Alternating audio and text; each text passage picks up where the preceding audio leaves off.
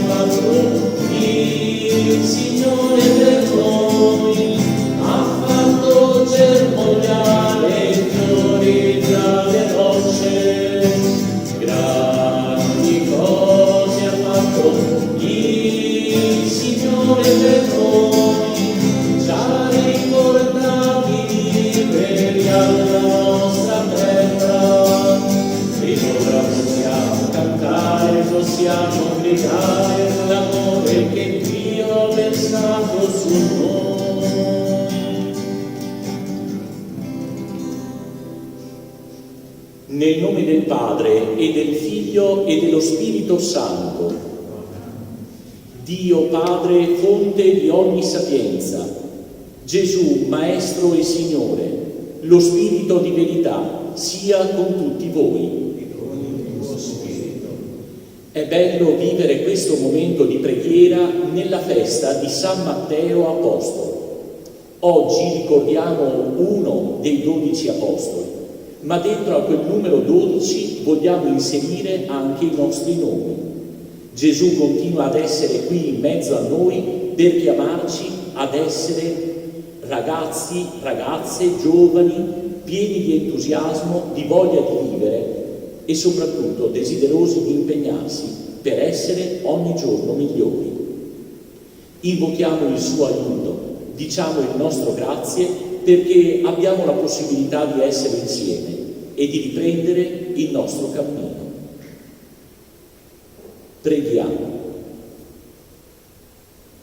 O Dio, che nel disegno della tua misericordia hai scelto Matteo il pubblicano e lo hai costituito apostolo del Vangelo, concedi anche a noi, per il suo esempio e la sua intercessione, di corrispondere alla vocazione cristiana e di seguirti fedelmente in tutti i giorni della nostra vita. Per Cristo nostro Signore. Amen.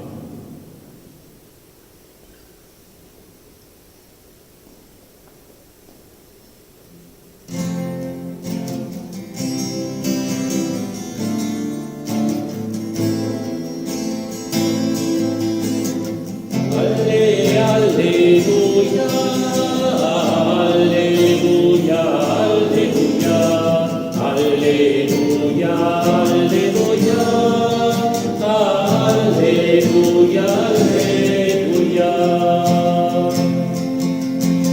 Passeranno i cieli e passerà la terra, la sua parola non passerà. Alleluia, alleluia. Alleluia, alleluia, alleluia, alleluia, alleluia, alleluia, alleluia. E ora ci mettiamo in ascolto della parola di Dio. Possiamo sedere.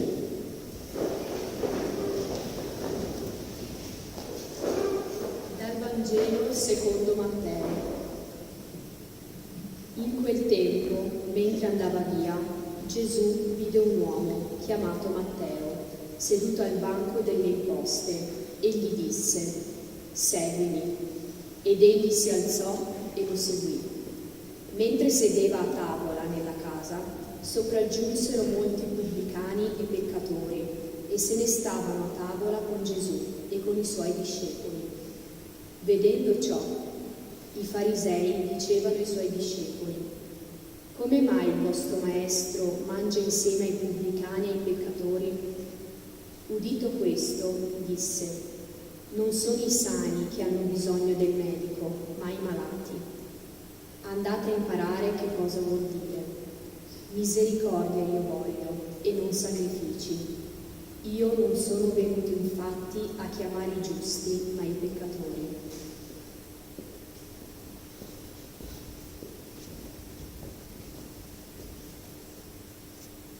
Ho pensato di commentare assieme a voi soltanto i primi versetti di questo brano del Vangelo, nei quali l'Evangelista Matteo racconta del suo primo incontro con Gesù, un incontro che gli ha cambiato la vita, che lo ha sconvolto, perché da seduto e accasciato si è tirato in piedi e si è messo a seguire Gesù, Maestro e Signore. Vorrei, assieme a voi, interpretare questo brano del Vangelo facendoci aiutare da un grande maestro della pittura rinascimentale, Caravaggio. Molti di voi sicuramente conoscono il pittore, ma conoscono soprattutto questo dipinto che si trova nella cappella Contarelli della chiesa di San Luigi dei Francesi a Roma, a pochi passi dal Senato della Repubblica. Ecco, io non sto a raccontarvi la storia di questo quadro, ma vorrei attirare la vostra attenzione su alcuni particolari. Uso anche io un'espressione artistica, proprio delle pennellate che ci permettono di ridipingere dentro di noi la parola che abbiamo appena ascoltato. Matteo, lo sappiamo bene, era un pubblicano, cioè un esattore delle tasse. Era un ebreo, ma in qualche modo si era messo al soldo, si era così lasciato coinvolgere dall'invasore romano nel chiedere i soldi delle tasse ai suoi concittadini, e quindi non era una persona molto ben vista, anzi era criticato, temuto e sicuramente non era uno stinco di santo. Gesù entra in quella stanza dove si trova Matteo, e il primo elemento che vorrei richiamarvi è quello del gioco tra le ombre e la luce. Il secondo elemento: troviamo dei personaggi seduti e dei personaggi in piedi, e poi dei personaggi vestiti come nell'antichità, quelli in piedi, e gli altri invece vestiti con le vesti dei contemporanei di Caravaggio. Vorrei partire proprio da questa ultima pennellata, quella degli abiti, perché guardando questo dipinto e pensando che, come vi ho detto poco fa, Gesù continua a passare nelle nostre vite, mi sono immaginato come potevano essere quei personaggi seduti, come potevano essere vestiti. Allora mi sono venuti in mente i vostri maglioncini colorati, i vostri jeans un po' sbrecciati, le vostre scarpe alla moda. Dentro a quel quadro ci siamo noi, con quello che siamo, con il nostro modo di essere, la nostra età, i nostri pensieri, le nostre stravaganze. Ogni tanto si vede qualcuno arrivare con i capelli colorati, no? Ecco, pensiamo, dentro a quel quadro ci siamo noi e ciascuno di noi è importante per Gesù. Gesù passa e, vedete, indica, punta il suo dito per dire: tu sei importante per me. Mi piace proprio questo, perché noi siamo abituati a pensare a Dio come a qualcuno o addirittura a qualcosa che sta fuori dalla nostra vita. Invece Gesù chiede di entrare e non lo fa con violenza, imponendosi, ma semplicemente bussando alla porta della nostra esistenza, domandandoci: permesso, posso entrare nella tua casa? Sta a noi, in libertà, rispondergli sì o no, dirgli se nella nostra casa, nella casa della nostra vita, c'è spazio anche per lui. Seconda pennellata, quella del contrasto fra chi è seduto e chi sta in piedi. In piedi ci sta Gesù assieme a Simon Pietro, questo personaggio che vedete davanti, è in prima fila. Gesù sta in piedi e vedete ha un atteggiamento molto sereno. Il suo sguardo sprigiona pace e serenità. Ma ci stanno poi gli altri seduti e sono quelli che sembrano avere il maggior successo nella vita, quelli che sembrano aver realizzato il loro sogno, diventati pubblicani, persone ricche, persone importanti. La parola di Gesù non ci permette di stare seduti, anche quando noi pensiamo di aver raggiunto il culmine della nostra felicità. La parola di Gesù è semplice, immediata: seguimi. E non so se avete sentito che cosa dice Matteo parlando della sua risposta. Non ci sono parole. Il Vangelo dice semplicemente: ed egli si alzò e lo seguì. A domanda, risposta, ma non con le parole, con i fatti. Gesù con la sua parola ci fa rialzare, non ci lascia accasciati, seduti, sdraiati. Non vuole che nella nostra vita ci annoiamo, ma che abbiamo sempre la gioia di camminare, di metterci in movimento. Terzo aspetto, il contrasto fra l'ombra e la luce. Se vedete, coloro che stanno seduti sono lì e sono in ombra, ma quando Gesù entra, con lui entra la luce. Ed è una luce che aiuta quegli uomini a fare verità dentro loro stessi, a prendere in mano la loro vita, a guardarsi dentro, a guardare lontano. Mi pare che da questi tre contrasti che vi ho indicato possano emergere delle importanti indicazioni anche per noi. Noi vogliamo essere anzitutto giovani, voi volete essere giovani e noi vogliamo aiutarvi ad essere con la nostra luce e soprattutto con la luce che viene da Gesù, ragazzi luminosi, ragazzi che sanno portare luce dentro alle vostre classi, nelle vostre famiglie, nei vostri gruppi, nelle vostre squadre sportive, portare luce che dia serenità e soprattutto metta in movimento anche gli altri. Seconda indicazione, non vogliamo rimanere seduti, vogliamo metterci in movimento, vogliamo trovare ogni giorno dentro di noi motivazioni nuove per ripartire, anche se siamo dubbiosi sulle nostre capacità, anche se abbiamo paura del coronavirus. Sappiamo che se siamo responsabili e attenti e soprattutto, se siamo luminosi, non dobbiamo temere nulla. Terza indicazione: lasciare che anche Gesù entri nella nostra vita, incontrandoci per quello che siamo, anche con i nostri jeans strappati e i nostri maglioncini fosforescenti. Gesù è qui per noi. Vorrei adesso farvi una domanda: ma tra quei personaggi lì seduti, chi è Matteo? Qual è di quelli Matteo? Allora, alcuni studiosi, la maggioranza degli studiosi, hanno detto che Matteo sarebbe quel signore lì con il cappello in testa e con la barba, illuminato nel volto, con il dito che sembra indicare se stesso.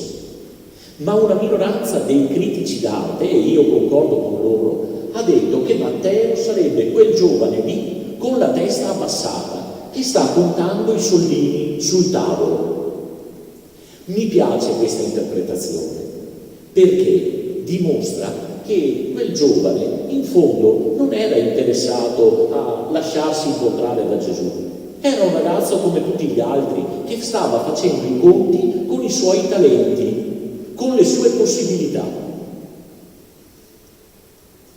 Allo stesso tempo mi piace perché quel signore lì anziano che ha il dito così un po' luminoso potrebbe indicare ciascuno di noi insegnanti, che abbiamo il compito di indicarvi delle strade, di illuminarvi con un po' di sapienza, se ne abbiamo anche noi in testa, e darvi qualche linea di bene. Però quando arriva Gesù, mi immagino che quel ragazzo con la testa piegata, sentendosi dire seguimi, si sia tirato su di scatto e si sia lasciato abbagliare da quella luce, e subito si sia alzato e si sia messo alla sequela di Gesù. Dentro a quel volto, ragazzi, forse c'è anche il nostro. Non lo vediamo bene perché ha tanti capelli, è scapignato, ed è lì un po' ripiegato su se stesso. Noi vogliamo essere quel ragazzo che si alza in piedi e si lascia illuminare. Seguire Gesù significa mettere dentro di noi il suo stile, e io lo tradurrei così per voi: la sua attenzione verso gli altri, la gioia di vivere, la responsabilità verso la famiglia, gli amici, e la misericordia e il perdono verso i nemici, l'umiltà e la semplicità, superando invidie e gelosie. Vuol dire stare nella luce, uscire dal buio, dal rimanere ripiegati su noi stessi, per aprire mente e cuore. Allora, siate giovani in cammino, siate giovani responsabili. Ascoltate quella parola che dice seguimi, e ciascuno di noi trovi la sua strada, grazie anche alla nostra scuola che desidera accompagnarvi, starvi accanto e gettare un po' di luce nella vostra vita.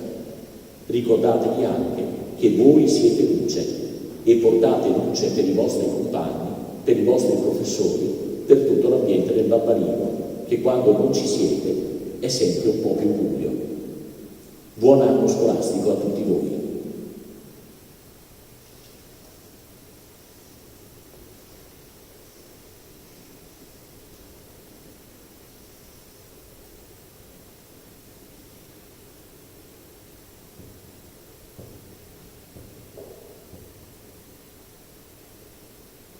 E ora rivolgiamo al Signore delle semplici preghiere, alle quali risponderemo con il ritornello che vedete indicato.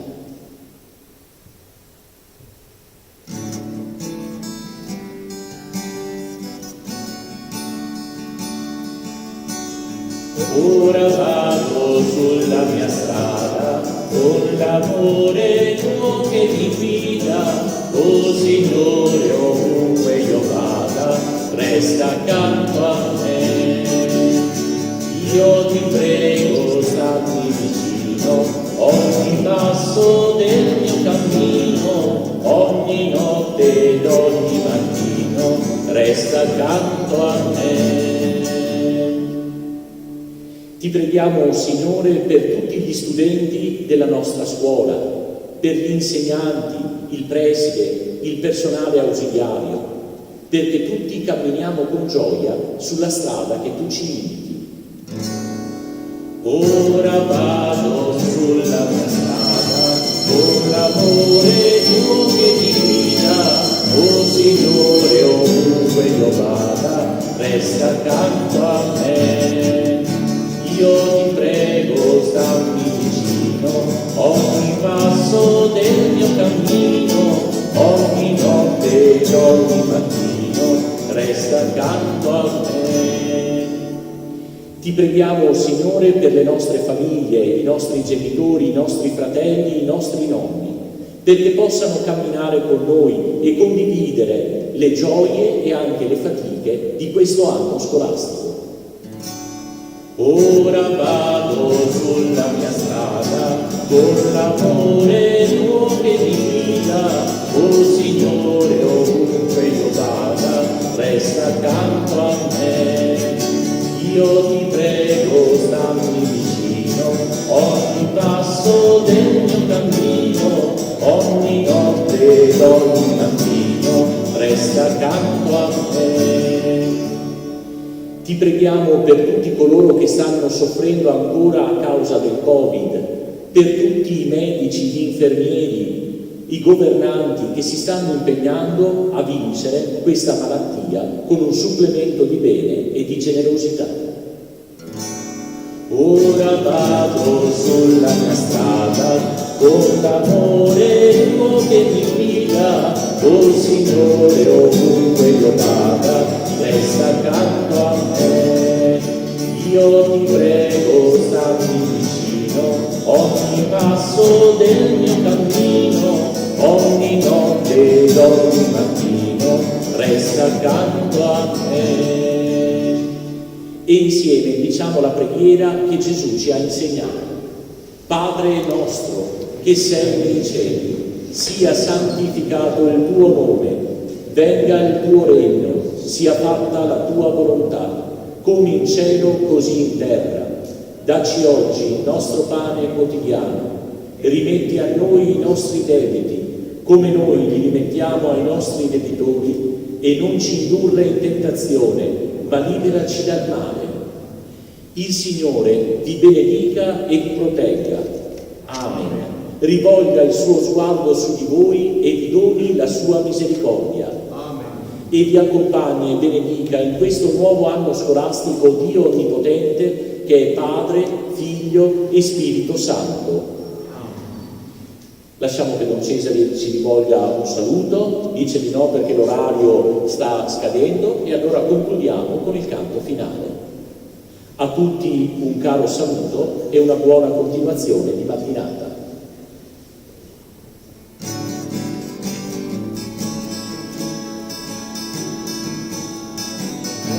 L'un l'altro come Lui ha amato noi, e siate per sempre Suoi amici, e quello che farete al più piccolo tra voi, credete l'avete fatto a Lui.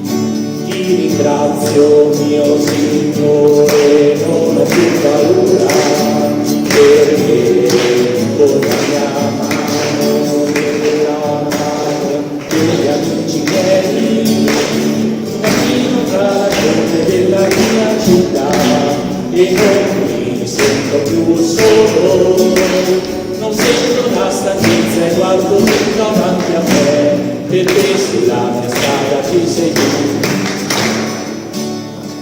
Buona giornata a tutti e grazie. Ringraziamo anche i chitarristi e la lettrice.